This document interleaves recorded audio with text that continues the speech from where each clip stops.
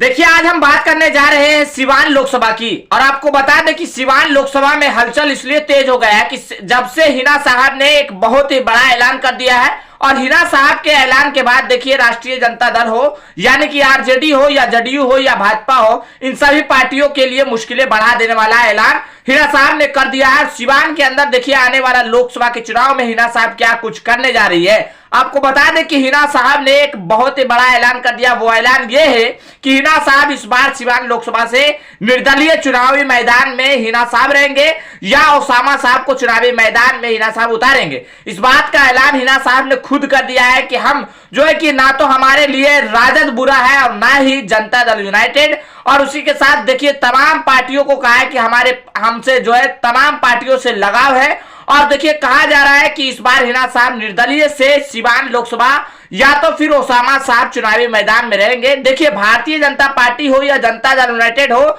या राष्ट्रीय जनता दल हो, इन सभी के लिए मुश्किलें बढ़ा देने वाला ऐलान कहीं ना कहीं इस ऐलान को माना जा रहा है।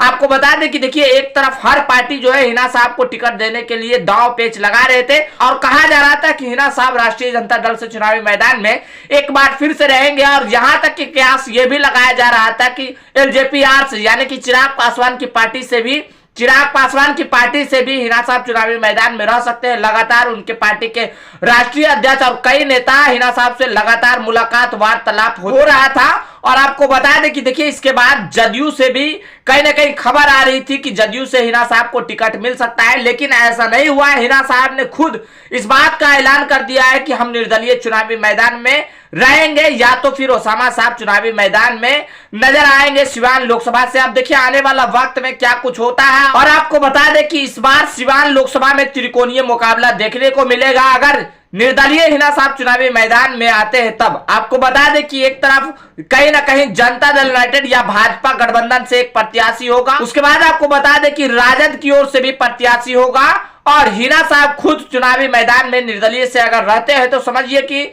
सिवान लोकसभा से त्रिकोणीय मुकाबला एक बार फिर से होने जा रहा है। कहीं ना कहीं मुश्किलें इंडिया गठबंधन के लिए बढ़ जाएगी। और आपको बता दें कि एक तरफ देखिए, जनता दल यूनाइटेड के लिए भी मुश्किलें जो है सिवान लोकसभा के अंदर बढ़ सकता है। जो सर्वे लगातार बार बार दिखाया जा रहा था कि सिवान लोकसभा में इंडिया गठबंधन की जीत हो सकती है, लगातार इस सर्वे को आपने भी देखा होगा कि जिस तरीके से बताया जा रहा था कि सिवान लोकसभा के अंदर हिना साहब को इस बार जीत मिल सकता है। और लगातार जिस तरीके से वर्चस्व दिखाया जा रहा था और इस सीट पर सर्वे में इस बात का जिक्र हो रहा था कि इस बार देखिए, इंडिया गठबंधन को सिवान लोकसभा से जीत मिल सकता है। लेकिन अगर ऐसा होता है कि हिना साहब अगर निर्दलीय चुनावी मैदान में आते हैं तो देखिए, मुश्किलें कहीं न कहीं राष्ट्रीय जनता दल के साथ साथ जनता दल यूनाइटेड की भी और भारतीय जनता पार्टी एलजेपी-आर, इन सभी पार्टियों के लिए मुश्किलें बढ़ सकती है। अगर इन पार्टियों में से किसी का भी प्रत्याशी एनडीए या इंडिया गठबंधन की ओर से होता है तो कहीं न कहीं मुश्किलें जो है इंडिया गठबंधन या एनडीए के लिए हिना साहब एक बार फिर से सिवान लोकसभा में बढ़ा सकते हैं। और देखिए,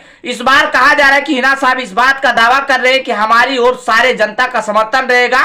अगर निर्दलीय भी चुनावी मैदान में आते हैं तो देखिए क्या कुछ होता है। फिलहाल आने वाला वक्त ही बताएगा कि हिना साहब किस पार्टी के साथ चुनावी मैदान में रहेंगे या निर्दलीय चुनावी मैदान में रहेंगे। हालांकि ये राजनीति है, इसमें कुछ भी कहा नहीं जा सकता है। फिलहाल आज के लिए इतना ही। अगर इस वीडियो को यूट्यूब चैनल पर देख रहे हैं तो हमारे चैनल को सब्सक्राइब कर लीजिएगा। अगर इस वीडियो को फेसबुक पेज पर देख रहे हैं तो हमारे पेज को फॉलो कर लीजिएगा। कमेंट बॉक्स पर अपनी प्रतिक्रिया जरूर दे। मिलते हैं अगली वीडियो में, तब तक के लिए जय हिंद, जय भारत।